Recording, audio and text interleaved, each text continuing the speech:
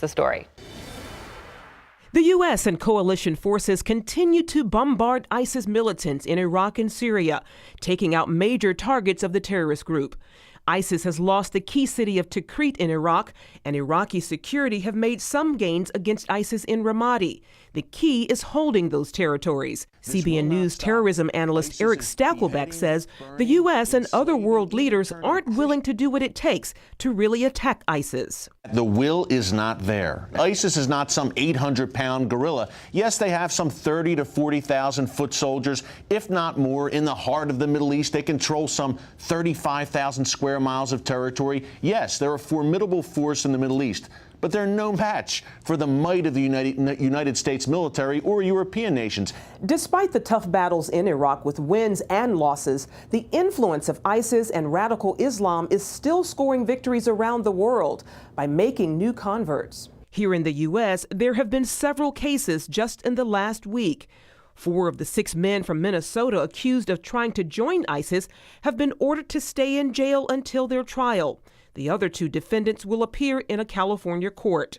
U.S. Attorney Andrew Luger says they had been making their plans for 10 months. To be clear, we have a terror recruiting problem in Minnesota. And this case demonstrates how difficult it is to put an end to recruiting here. These are focused men who are intent on joining a terrorist organization by any means possible. And a 20-year-old woman from Alabama left her family to join ISIS after being recruited on the internet. A South Carolina teenager who plotted to join ISIS and kill American soldiers has been sentenced to 5 years in prison.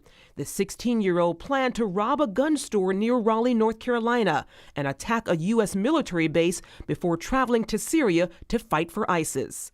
ISIS is gaining recruits and followers in other countries as well.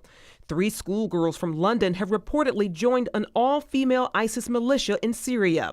In France, a 24-year-old technology student in Paris was captured this week after he accidentally shot himself. Authorities say he was planning to attack at least one church. A French prosecutor says Al-Qaeda and ISIS documents were found in the suspect's apartment. ISIS believes in establishing an Islamic State, a caliphate. And not only is it gaining recruits in the Middle East, but it's also bringing them in from around the world through its videos and internet marketing. And those recruits could join ISIS in Iraq and Syria. And they could also go back to their home countries and launch terrorist attacks, including right here in America.